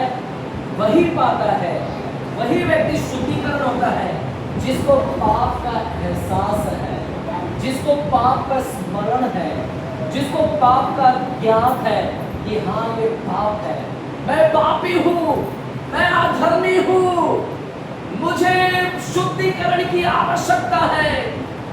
वही व्यक्ति जिसको ज्ञान है कि मैं पापी हूँ, एहसास है, उसी व्यक्ति को पापों की क्षमा मिलती है, उसी व्यक्ति को शुद्धिकरण होता है। जो व्यक्ति को एहसास नहीं है, सुनना बहुत ही इंपॉर्टेंट पॉइंट बोल रहा हूँ, किसको क्षमा मिलती है? क्षमा उसी को मिलता है जिसको ज्ञात होता है कि मैं पापी हूं। आपको ज्ञात हुआ ना? कितने लोग ने उद्धार पा लिया? पाया ना उद्धार सभी लोग ने? मैंने भी पाया 2005 में। मुझे ज्ञात हुआ कि प्रभु मैं पापी हूँ, मैं अपराधी हूँ, मैं अधर्मी हूँ। मुझे एहसास हुआ, और जब मुझे एहसास हुआ मैंने परमेश्वर से क्षमा मांगना चालू किया और परमेश्वर ने मुझे क्या किया? शुद्धिकरण किया। जो व्यक्ति को एहसास होता है मैं पापी हूँ, वही व्यक्ति शुद्धिकरण को प्राप्त करता है। आज कई लोग हैं जिनको पाप का बिल्कुल एहसास नहीं है, जिनको पाप का बिल्कुल एहसास नहीं है, पाप करते जा रहे हैं, पाप जीवन जी रहे हैं, उनको एहसास नहीं है कि पाप कर रहे हैं। तो हमको एहसास हुआ कि मैं पापी हूँ, लेकिन कुछ लोग ऐसा है जिनको कुछ एहसास नहीं है। चर्च, पवित्र आत्मा से भरे हुए लोग, आपसे बात कर रहा हूँ मैं। अगर आप अभी भी आपको एहसास नहीं है तो आप धोखे में जी रहे हैं, क्योंकि जब पवित्र आत्मा का बैप्टाइज होता है वो व्यक्ति एहसास आता है कि हाँ मैं पाप में कहीं ना कहीं पाप में ना, जब पाप होता है ना तो वो अंगीकार करता है, उसका एहसास होता है। लेकिन जो व्यक्ति को एहसास नहीं होता है वो पाप में जी रहा है, व्यभिचार में जी रहा है, अत्याचार में जी रहा है, दुराचार में जी रहा है।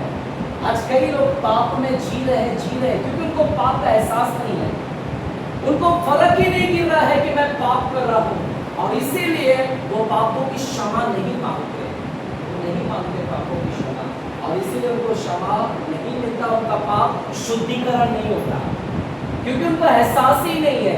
जब एहसास नहीं है पाप का तो पापों की क्या क्षमा मांगेगा वो व्यक्ति? मुझे पाप का एहसास ही नहीं हो रहा कि मैं पाप कर रहा हूँ, तो मैं कैसे क्षमा मांगू? जब एहसास नहीं होगा तो क्षमा नहीं मांगेगा, जब क्षमा नहीं मांगेगा तो शुद्धिकरण भी नहीं होगा, शुद्धिकरण नहीं होगा। आज ऐसे कई लोग हैं जिनको एहसास नहीं है, इसीलिए उनका पापों की क्षमा नहीं हुई है, उन्होंने नया जीवन अभी तक नहीं प्राप्त किया। हालेलुया, नया जीवन नहीं प्राप्त किया।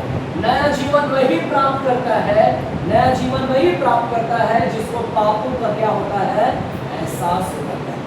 हमें एहसास हुआ, हमने प्रभु यीशु को ग्रहण किया, हमने अंगीकार किया कि प्रभु हम पापी हैं परमेश्वर। जब हमने अंगीकार किया तो परमेश्वर ने हमारे पापों को क्या किया?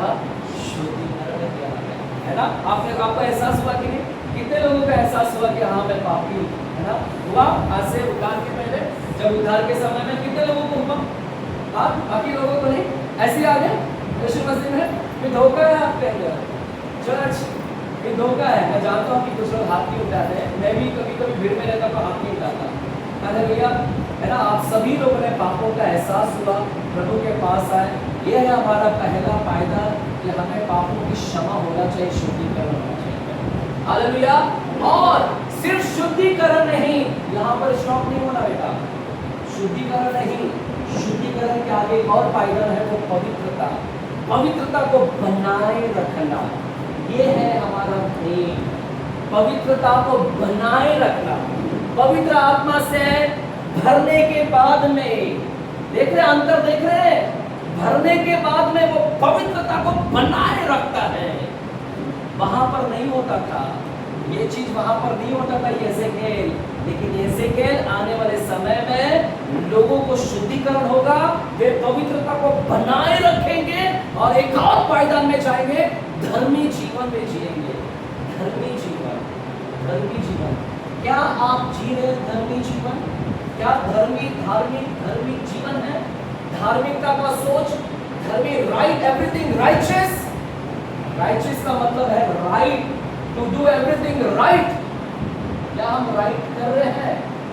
हमें उस पायदान में जाना है चर्च।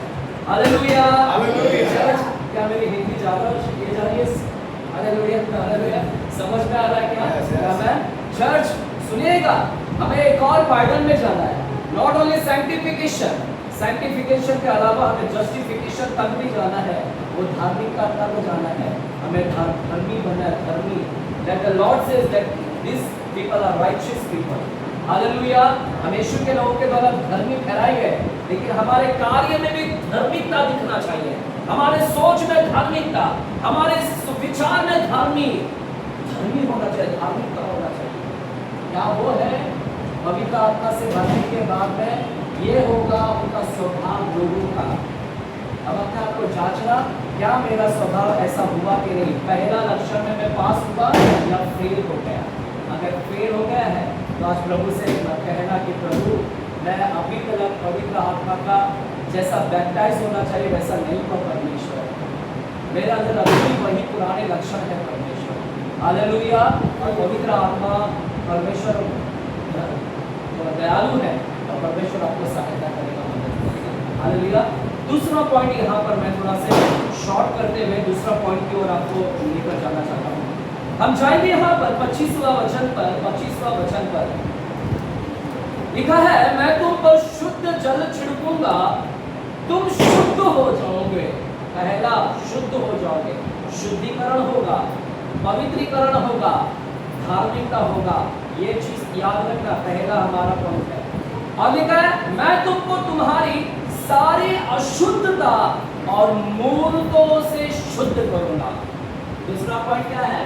प्रभु कहता है, यहेजकेल आने वाले समय पर पवित्र आत्मा अंदर होगा, ऊपर नहीं। जब पवित्र आत्मा ऊपर अंदर होगा वे शुद्धिकरण हो जाएंगे। जब पवित्र आत्मा अंदर होगा वे मैं उनको सारी अशुद्धता और मूर्तों से शुद्ध करूंगा, मूर्तों से शुद्ध हो जाएंगे। चर्च, दूसरा पॉइंट, दूसरी लक्षण प्रभु क्या करेगा पता है? दूसरा लक्षण, जब पवित्र आत्मा से बैप्टाइज होने के बाद में परमेश्वर का हमारे अंदर स्वभाव दिखेगा। क्या स्वभाव होगा? हम मूर्तों से शुद्ध कर दिए जाएंगे। जिन मूर्तों के ऊपर हम विश्वास रखते थे, जिन मूर्त को हम पूजते थे, जिन मूर्तों को हम दंडवत करते थे, जिन मूर्तों की हम आराधना करते थे, जिन मूर्तों की हम उपासना करते थे, परमेश्वर कहता है कि जिन मूर्तों की हम आराधना करते थे मैं उनको क्या करूंगा? उनको मैं उस मूर्तों से शुद्ध करूंगा, छुड़ाऊंगा। क्या लिखा है वहां पर? पढ़ेंगे, जोर से पढ़ेंगे सभी लोग मिलकर, चर्च पढ़ेंगे। मैं तुमको पढ़ेगा मिलके, हाँ, सारी अशुद्धता और मूर्तों से शुद्ध करूंगा। मैं मूर्तों से शुद्ध करूंगा।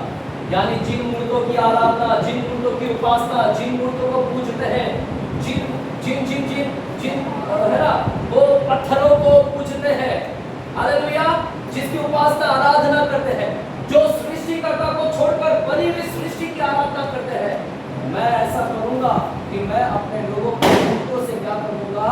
छुड़ा दूंगा। हालेलुया, छुड़ा दिए जाएंगे, वे बाहर निकल जाएंगे मूर्तों से। चर्च, मैं आपसे एक चीज कहना चाहता हूँ, क्योंकि हमने ऐसे भी विश्वासियों को देखा है जो यीशु मसीह में है, जो लोग कहते हैं कि हम बैप्टाइज हुए हैं, लेकिन आज भी वे मूर्तों के पीछे भागते हैं। आज भी हमने देखे हैं, मैं नाम नहीं लूंगा क्योंकि और सब चल रहा है वीडियो में। हमारे कॉन्टेक्स्ट में ऐसे लोग हैं, विश्वासी हैं, 10-10 साल हो गए, लेकिन आज भी वे मूर्तों के पीछे अभी भी है। जब त्यौहार आते हैं, मैं लेना नहीं चाहूँगा, अगर वो गणपति दिवस आता है तो उसमें भी ढोल नगाड़े में, नासिक के ढोल नगाड़े में भी उनको नाचते हुए हमने विश्वासियों को देखा है। हमने कई बार देखा है गरबा का जब डांस होता है, गरबा, तो गरबा में भी गरबा खेलते हुए हमने उनको देखा है। चर्च, क्या लिखा है? बाइबल क्या कहता है? बाइबल कहता है कि मैं उनको मूर्तों से छुड़ाऊंगा, मूर्तों से शुद्ध कर दूंगा मैं। ये है हमारा स्वभाव होना चाहिए। आप में से कई लोग मूर्तों से शुद्ध हो गए, मैं भी नहीं। हमने वो सारी बाहरी मूर्तों से शुद्ध हो गए, वो बाहरी मूर्तों को हटा दिया, लेकिन लेकिन लेकिन मूर्त की जब आती है बात, तो मूर्त सिर्फ मिट्टी और पत्थरों का ही नहीं, जब मूरत की बात करता है परमेश्वर, तो बाइबल में मूरत और भी किसी को बोला गया है, पता है? बाइबल में और भी बोला गया है। कुलुस्सियों की किताब में आते हैं, कुलुस्सियों की किताब 3 अध्याय में आते हैं, देखते हैं क्या लिखा गया है। कुलुस्सियों की किताब 3 अध्याय में आते हैं। कुलुस्सियों की किताब Colossians chapter 3 verse 5, 5वां वचन, पेज नंबर 279, नया करार 279, 3 अध्याय 5वां वचन की ओर पढ़ते हैं, क्या लिखा गया है। इसलिए अपने उन अंगों को मार डालो, इसलिए अपने उन अंगों को मार डालो जो पृथ्वी पर है, जो पृथ्वी पर हैं, अर्थात अर्थात व्यभिचार, अशुद्धता, अशुद्धता, दुष्ट कामना, दुष्कामना, बुरी लालसा बुरी लालसा, और लोभ, तो जो मूर्ति पूजा के जो बराबर है। मूर्ति पूजा के बराबर है। That is equal to idol worship. Equal बराबर है। कौन बराबर है? कौन मूर्ति पूजा के बराबर है? बाइबल बोलता है जिद्दी, है ना, जो जिद्दीपन है ना, चर्च जितने लोग भी विश्वासी जिद्दी है, वो भी एक मूर्ति पूजा है। फर्स्ट सैमुएल की किताब में लिखा है, अगर मैं रॉन्ग नहीं हूं तो फर्स्ट सैमुएल 15 चैप्टर में जाकर देखिएगा क्या लिखा गया है। फर्स्ट सैमुएल 15 चैप्टर देखिएगा क्या लिखा गया है। फर्स्ट सैमुएल 15 चैप्टर और वहां पर 23वां वचन को पढ़ते हैं, क्या लिखा गया है। 23वां वचन, एक बलवा करना, बलवा करना, रेबेलियस, बलवा करना का मतलब है रिबेल करना, प्रभु के अगेंस्ट जाना। जो लोग अगेंस्ट जाते हैं, सुनो, प्रभु का बलवा करना और भावी कहने वालों, भावी कहने वालों से पूछना, एक समान पाप है। हाँ, आगे और हट करना, हट करना मतलब स्टबर्नेस, जिद्दीपन, जो हटीला है।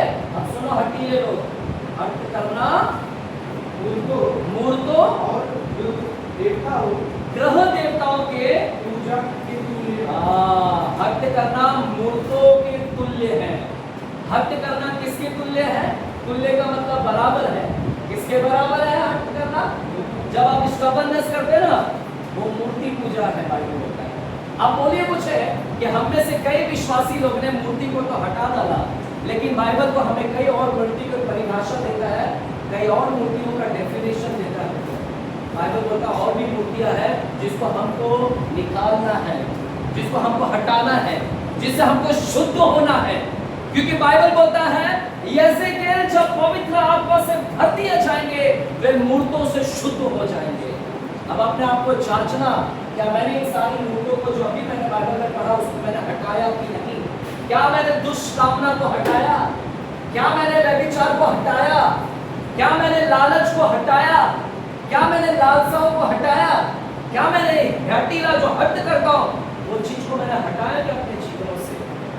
अगर नहीं हटाया तो आप अभी भी मूर्ति को लेकर घूम रहे हैं।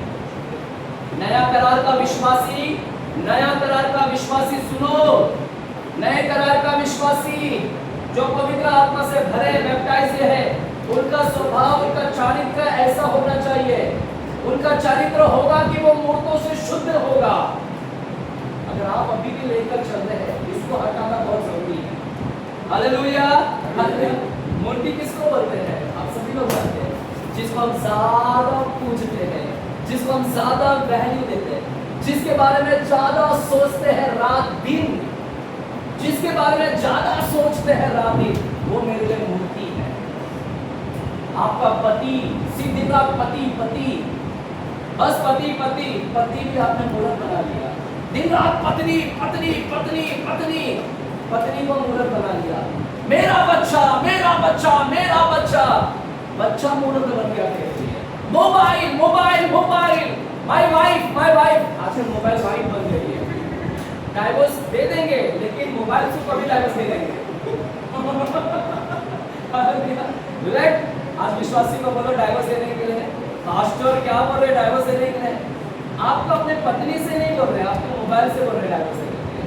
देखना कोई लोग डाइवोर्स नहीं देगा, है ना, कोई नहीं देना चाहेगा। यदि मोबाइल को वाइफ बनाकर रखा है, जिसके साथ ज्यादा उठते हैं, जिसके साथ ज्यादा बैठते हैं, जिसको ज्यादा हम पूजते हैं, वो मेरे लिए क्या बन गया है?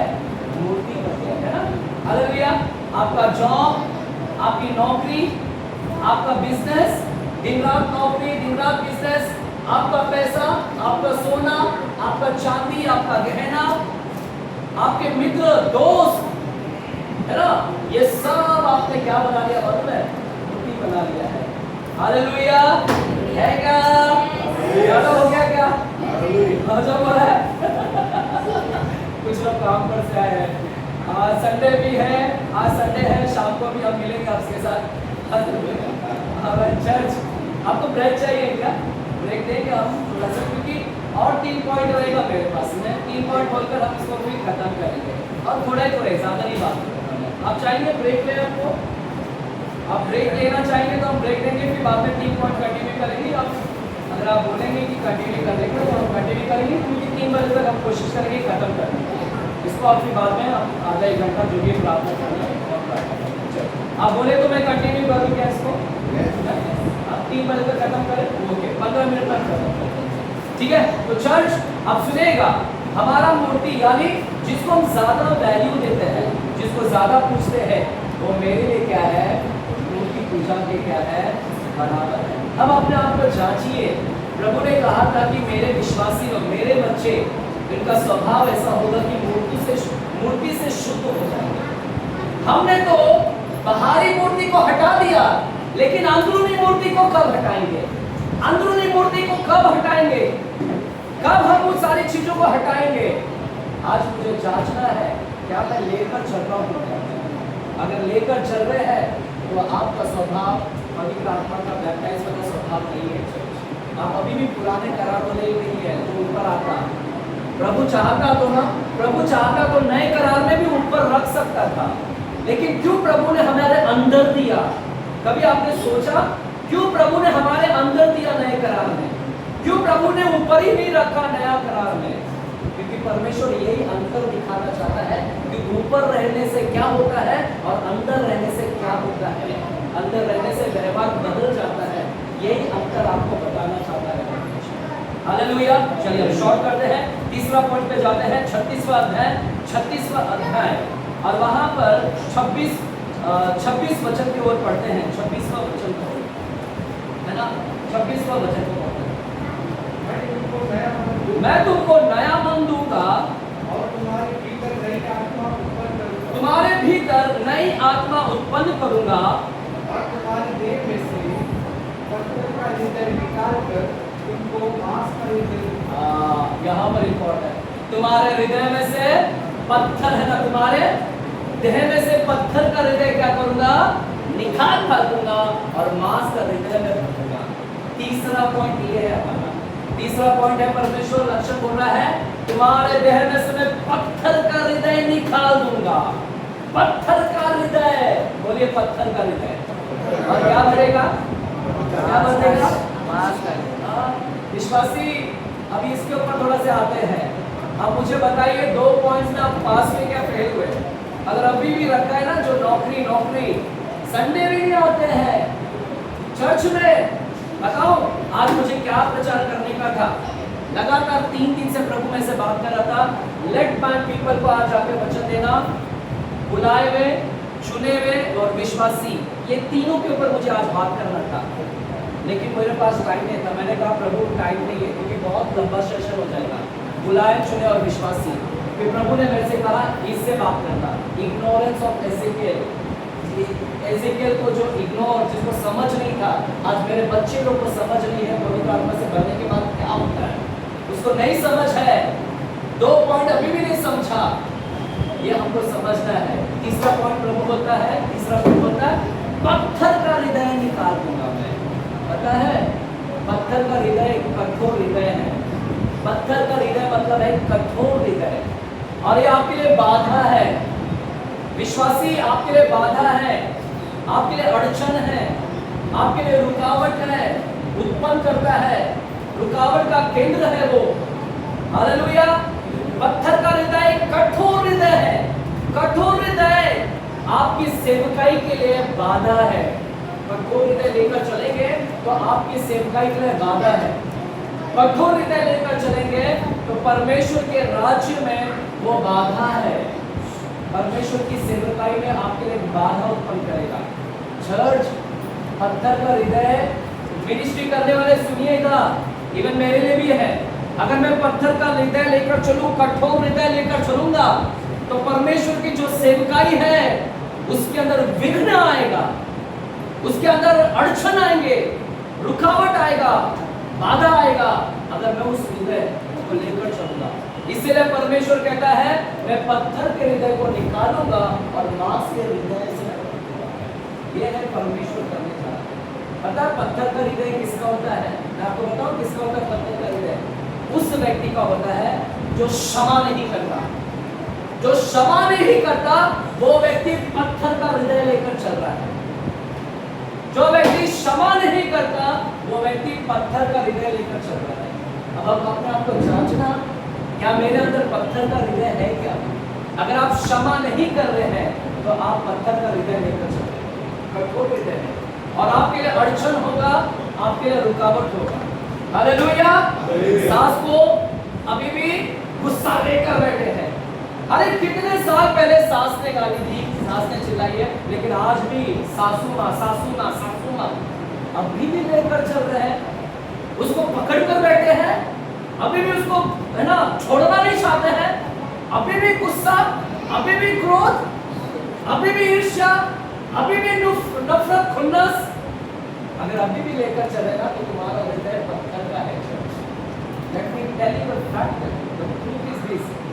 पता आपको, मैं लखनऊ में जब मैं प्रचार कर रहा था, है ना, लखनऊ नहीं खलीलाबाद में बस्ती, जो मैं एक बार परमेश्वर ने मुझे मदद किया।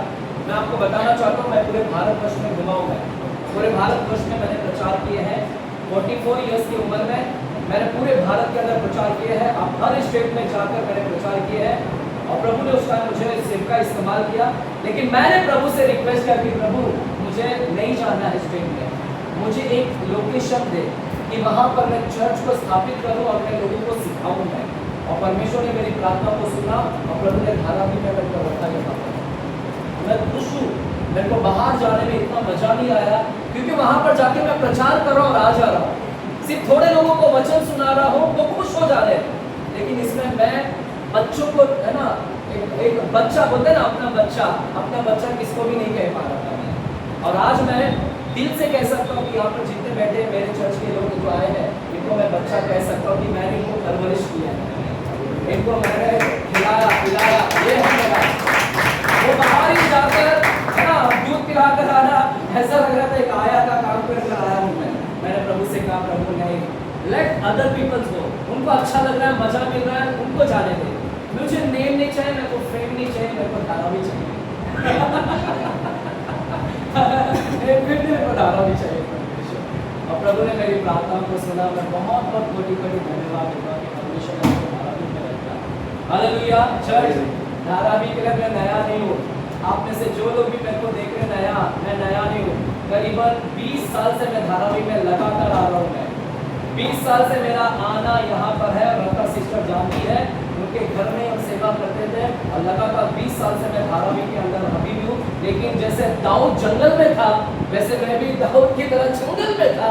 लेकिन जब परमेश्वर ने दाऊद को जंगल से बाहर निकाला, वैसे प्रभु ने मेरे को धारावी में फिर बाहर निकाला। फिर लोगों के नजर में अजय पास्टर दिखने लगा कि अजय भी यहाँ पर कोई है। अब तक मैं बिल्कुल में था, उस बिल्कुल में था। लेकिन मेरी पैदाइश धारा, मतलब मेरा बढ़ोतरी इसी धारावी के क्षेत्र में हुआ है। मेरा यहाँ पर स्पिरिचुअल ग्रोथनेस मेरा यहाँ पर। हालेलुया।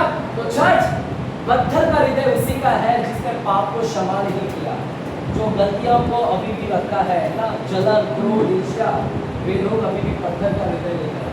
चर्च, प्रभु ने इसीलिए बोला, यदि तू वेदी पर जाता है तो वेदी पर जब अर्पण को चढ़ाता है और उधर तुझे स्मरण आता है कि तेरे भाई के मन में, तेरे मन में नहीं, तेरे भाई के मन में तेरे लिए कुछ है, तो अर्पण को छोड़, जा पहले सुलह कर, वहां पर जाकर उसको कहना सुलह कर ले। और जब सुलह हो जाएगा तब तो वेदी पर आना, अर्पण चढ़ाना ग्रहण कर दिया जाएगा। वहां पर क्या कर, वहां पर क्षमा कर, माफी मांग ले और फिर ग्रहण किया जाएगा। आज लोग अर्पण करना चाहते हैं लेकिन क्षमा नहीं मांगना चाहते। प्रभु ने बोला पहले जा क्षमा मांग, फिर अर्पण कर। आज सब लोगों को सिर्फ अर्पण अर्पण अर्पण, बलिदान बलिदान, लेकिन क्षमा किसको नहीं चाहिए। परमेश्वर ने बोला क्षमा कर, क्योंकि पत्थर का हृदय निकलना चाहिए। देखो सेवकाई के लिए हानिकारक है, सेवकाई के लिए बाधाएं है। Hallelujah hallelujah. तो अपने आप को जांचिए कि क्या मेरे अंदर पत्थर का हृदय है, क्या मैंने किसी को क्षमा किया या नहीं कर पाया। हालेलुया। तो 3 बातें, पहला शुद्धिकरण, पवित्रता, तीनों चीज, शुद्धिकरण, पवित्रता और धार्मिकता। दूसरा हमने क्या देखा, मूर्तों से शुद्ध कर देगा।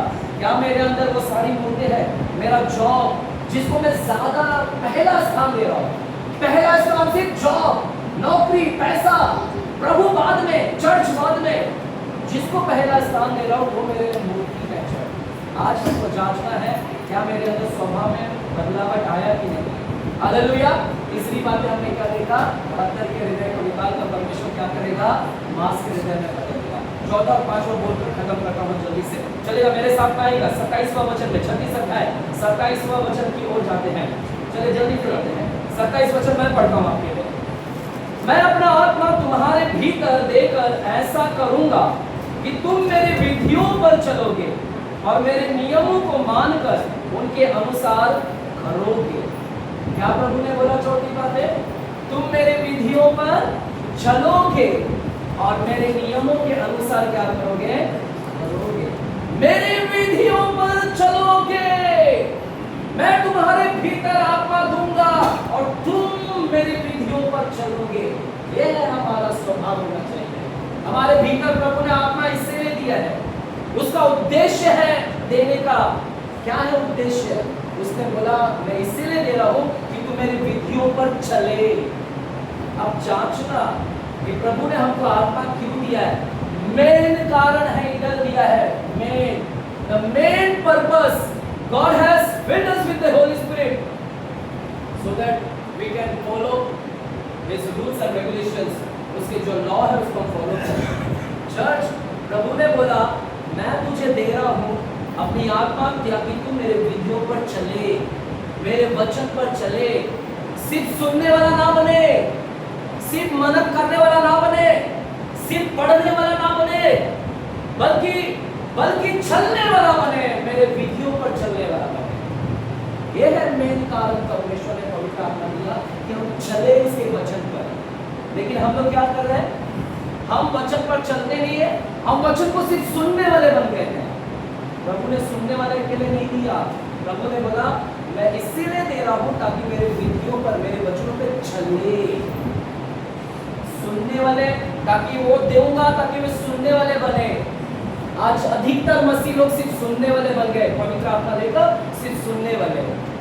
आज इतने यंत्र है, इतने साधन है, यूट्यूब पर भरमार प्रचारकों का संदेश है, यूट्यूब पर प्रचारों का संदेश है, लाखों संदेश है, सुनामी है, बाढ़ है पूरा यूट्यूब के ऊपर, पूरा प्रचारों का बाढ़ है ना, वर्षा है, सुनामी लहर है, पूरा प्रचार का संदेश से यूट्यूब भरा हुआ है। आज लोग घंटों पर यूट्यूब का संदेश सुनते सुनते सुनते सुनते सुनते। इससे पहले जब आज मैं 44 इयर्स हो गया, इससे पहले यूट्यूब नहीं था। हमको वचन सुनने के लिए सन दुकान में आकर टिकट लेना पड़ता था। कितनी सुबह जाकर सन दुकान में टिकट हो, कितना दिन पहले जाकर तब वहां पर वचन जाकर सुनने को मिलता था बड़े बड़े प्रचारक का। आज तब हमको जाकर वहां पर मौका मिलता था। और इसी मनोहर जोशी ग्राउंड में, इसी धारावी डेपो के बाजू में जो छोटा सा ग्राउंड था, राम बाबू आते थे, मैं भी भागकर दौड़ कर आता था कि चलो प्रभु के दास का वचन सुनने को मिलेगा। कितना मुश्किल था उस समय सुनने के लिए। आज भरमार है हमारे पास में, उस समय कितना मुश्किल था, लेकिन आज कितना हमारे पास में, आज पूरा लहर है। लेकिन आज सब सुनने वाले बन गए हैं। आज सब कुछ सुनना चाहिए, लेकिन चलने वाला कोई नहीं है, कभी है चलने वाला। प्रभु ने इसीलिए दिया अपनी पवित्र आत्मा ताकि मेरे लोग मेरे विधियों पर क्या करे, चले, ना कि सुनने वाले बने। यीशु मसीह वचनों पर चलने वाला बना, यीशु मसीह वचन पर चलने वाला बना, इसीलिए उसका जीवन इतना प्रभावशाली था, इसीलिए उसका जीवन इतना आशीषमय था, क्योंकि वो चलने वाला बना। हालेलुया। चर्च मेरे पास ज्यादा है बोलने के लिए, लेकिन मैं स्टॉप करता है इसके ऊपर। एक अंतिम पॉइंट को बोलकर मैं खत्म करता हूँ, लास्ट पॉइंट बोलकर मैं खत्म करता हूँ। 29 वचन को पढ़ते हैं, 36 का 29 वचन को हम पढ़कर खत्म करते हैं। 5वां पद लिखा है, मैं तुमको तुम्हारी सारी अशुद्धता से क्या करूंगा, छुड़ाऊंगा। क्या बोला परमेश्वर ने? मैं तुमको तुम्हारी सारी अशुद्धता से छुड़ाऊंगा। बोलिए सारी अशुद्धता। सारी अशुद्धता। पार्टली क्या लिखा है? क्या लिखा है? पार्टली, आधा, आधा छुड़ाऊंगा, है ना? मैं तुमको तुम्हारी सारी अशुद्धता से छुड़ाऊंगा, है ना? क्या लिखा है? तुमको तुम्हारी सारी अशुद्धता, हाफ नहीं, पूरी अशुद्धता से मैं क्या करूंगा, छुड़ाऊंगा।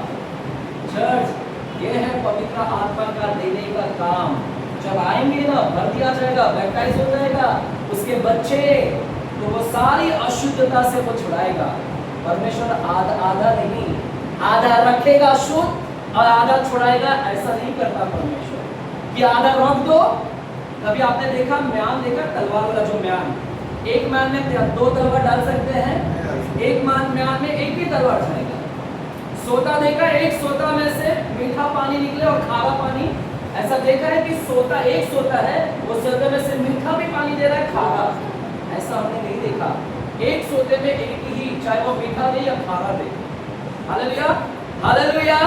एक देह में कभी देखा है कि यहाँ पर पवित्र आत्मा भी रहेगा, दुष्ट आत्मा भी रहेगा? नहीं, परमेश्वर ऐसा नहीं करता। परमेश्वर सारी अशुद्धता से क्या करेगा, छुड़ाएगा। उनका सारी अशुद्धता से मैं छुड़ाऊंगा। आधा रखूंगा, आधा नहीं, आधा छुड़ाऊंगा, आधा रखूंगा, ऐसा नहीं। आधा दुष्ट आत्मा रखूंगा, आधा पवित्र आत्मा रखूंगा, ऐसे नहीं करता परमेश्वर। हालेलुया। अगर दुष्ट आत्मा रहेगा तो हम दुष्टता का स्वभाव आएगा। अगर पवित्र आत्मा रहेगा तो कैसा स्वभाव आएगा? परमेश्वर इसीलिए दिया है ताकि तुम पवित्रता का स्वभाव आएगा, तेरे अंदर पूरी अशुद्धता निकल जाए। और पवित्र आत्मा इसलिए दिया गया है ताकि तू शुद्धता में आ जाए, अशुद्धता निकल जाए, पवित्रता का स्वभाव तेरे अंदर। हालेलुया। चर्च है मेरे साथ में, सबसे बोलेंगे हालेलुया, है ना? परमेश्वर बोलता है मैं निकालूंगा वो सारी अशुद्धता को, पवित्र आत्मा भरूंगा ताकि तू पूरी रीति से पवित्र हो जाए, पवित्रता का स्वभाव आए, अशुद्धता निकल जाएगा। अब अपने आप को जांचो, क्या मेरे अंदर से अशुद्धता निकल गई? क्या मेरे अंदर से सारी अशुद्धता निकल गई? क्या मेरे अंदर अभी भी अशुद्धता भरी हुई है? क्या अपने आप को जांचना। चर्च, 5 पॉइंट को जांचो, क्या मेरे अंदर से अशुद्धता निकल गई? क्या बैप्टिज्म पाए हुए लोगों, पवित्र आत्मा से भरे हुए लोग, आपका ये जीवन होना चाहिए, आपका ये स्वभाव होना चाहिए, आपका चारित्र, आपका जीवन व्यवहार, आपका व्यवहार ऐसा होना चाहिए कि हमारे अंदर 5 लक्षण दिखने चाहिए। हमारे अंदर से अशुद्धता निकल गई क्या? अशुद्ध सोच, अशुद्ध विचार, हालेलुया, अशुद्ध नजरें, क्या वो सब निकला? अगर नहीं निकला तो आप धोखे में जी रहे हैं। Hallelujah, hallelujah. तो पवित्र आत्मा का बैप्टिज्म का क्या है? कमी है आपके अंदर। अगर नहीं निकला ये सारी चीज, अभी भी अशुद्धता सब कुछ भरा हुआ है, इसका मतलब है कि अभी भी पवित्र आत्मा का बैप्टिज्म का क्या है? कमी है। अंत में एक बोलकर खत्म करना चाहता हूँ। चर्च, कई बार ना पवित्र आत्मा हमारे अंदर है लेकिन अशुद्धता अभी भी है मेरे अंदर। कितने लोगों को ऐसा लगता है? चर्च, मेरे साथ में भी ऐसा हुआ कई बार। मैं पवित्र बोलता था कि पवित्र आत्मा से भरा हुआ हूँ, है ना, और अशुद्धता भी आते थे मन पे, है ना। मैं सोचता था कि पवित्र आत्मा ये क्या अशुद्धता और क्या पवित्र आत्मा भरा हुआ अशुद्धता, क्या पता है? ऐसा लोगों के साथ में हुआ है, मैं समझता हूँ इससे भी कई लोगों के साथ हुआ रहेगा। चर्च, क्या होता है पता है? पवित्र आत्मा काम करना चाहता है लेकिन वो तो उसका काम है अशुद्धता को निकालना, वो जबरन नहीं करता। हमारा पवित्र आत्मा कभी जबरन नहीं करता, परमेश्वर भी जबरन नहीं करता। पवित्र आत्मा है लेकिन वो तो सारी अशुद्धता को निकालना चाहता है, लेकिन हम उसको इजाजत नहीं देते, हम उसको परमिशन नहीं देते, हम पवित्र आत्मा को इजाजत नहीं देते, परमिशन नहीं देते। इसलिए पवित्र आत्मा हमारे अंदर से सारी अशुद्धता नहीं निकाल पाता, वो असमर्थ रह जाता, क्योंकि पवित्र आत्मा दबाव, आपके ऊपर प्रेशर नहीं डालेगा। पवित्र आत्मा देखता है कि मेरा बच्चा के इंटरेस्ट है क्या इसकी इच्छा है निकालने का, क्या ये चाहता है निकलने के लिए। अगर आप चाहोगे तो पवित्र आत्मा आपको सहायता करेगा आपकी अशुद्धता निकालने के लिए। आप खुद नहीं चाहते हैं तो पवित्र आत्मा भी कुछ नहीं करता, वो स्टॉप है वहां पर। वो तो निकालना चाहता है लेकिन आपका परमिशन के लिए रुका हुआ है कि आप इजाजत दें कि पवित्र आत्मा मैं इस लालसा में विचार में हूँ, प्लीज मुझे सहायता करेगा। देखो पवित्र आत्मा कैसा आपको सहायता करेगा और अशुद्धता से निकालेगा। Hallelujah, hallelujah. कितने लोग आशीषित हो रहे हैं? आमीन। आइए अपने स्थान पर खड़े रहे, आइए अपने स्थान पर खड़े रहे और हम आज की शाम पवित्र आत्मा को हम मांगेंगे।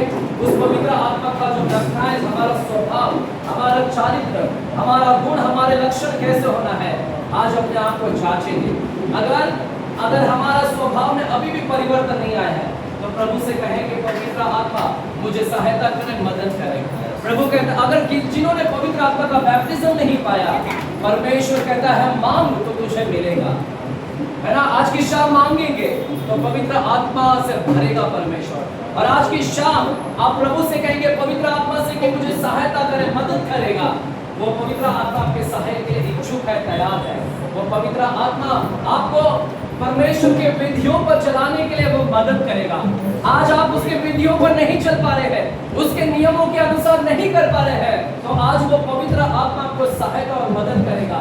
वो पांचों स्वभाव, वो पांचों लक्षण आपके जीवन के लिए परमेश्वर वो पवित्र आत्मा को सहायता करेगा, मदद करेगा। आइए अपने हाथों को उठाकर हम आज की शाम एक आराधना करेंगे। आज की शाम आप प्रभु से कहेंगे कि पवित्र आत्मा आप हमें भर दीजिएगा, हमें भरेगा, हमें आशीषित करेगा, हमें अभिषेक करेगा। धन्यवाद करते, धन्यवाद। Thank you Jesus, thank you Jesus, thank you Jesus, thank you Jesus. सिर्फ तेरे लिए यीशु तेरे लिए, सिर्फ तेरे लिए यीशु तेरे लिए, सिर्फ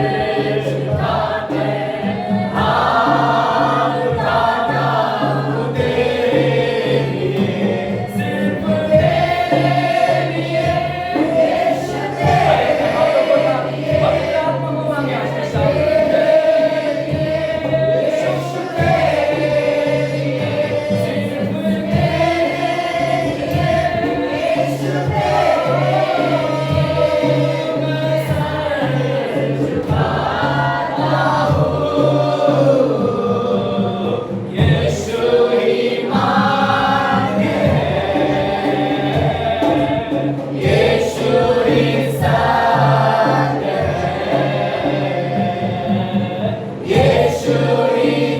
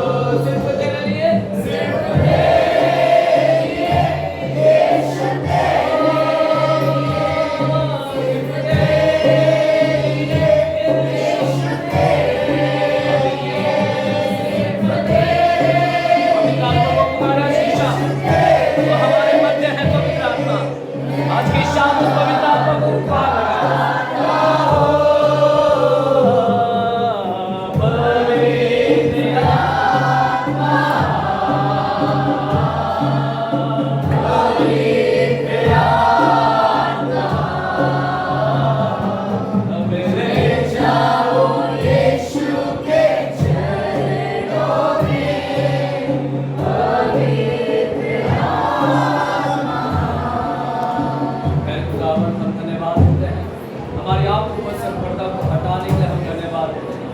यहेजकेल को परमेश्वर आज से करीबन परमेश्वर 650 साल पहले परमेश्वर प्रभु यीशु के आगमन से पहले आपने परमेश्वर उस आने वाली बातों को प्रकट किया कर हम आपको धन्यवाद देते हैं।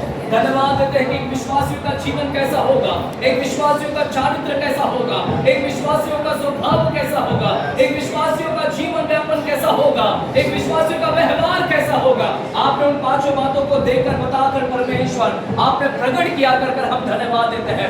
प्रभु आप आज हम आकलन करते हैं, आज हम इवैल्यूएट करते हैं, हम अपने आप को जांचते हैं। यदि हमारे अंदर ये 5 बातें परमेश्वर अभी तक नहीं दिखाई दे रही है तो परमेश्वर आप हमें सहायता करें, पवित्र आत्मा आप सहायता करें। पवित्र आत्मा जो लोग पवित्र आत्मा के बैप्टाइज नहीं हुए हैं उन्हें भरिएगा, इसी वक्त पवित्र आत्मा से भरिएगा, पवित्र आत्मा का अभिषेक उनके ऊपर आने के लिए हम प्रार्थना करते हैं। और जो लोग भरे हुए हैं उन्हें आप सहायता करें, मदद करें। वे आपको इजाजत दे, वे आपको परमिशन दे, वे आपको परमेश्वर इजाजत दे, आपको कार्य करने के लिए इजाजत दे। प्रभु आप उनके सारी अशुद्धता को निकालेगा, आप उनके सारी मूर्तों से उनको अशुद्ध परमेश्वर अशुद्धता को निकालिएगा।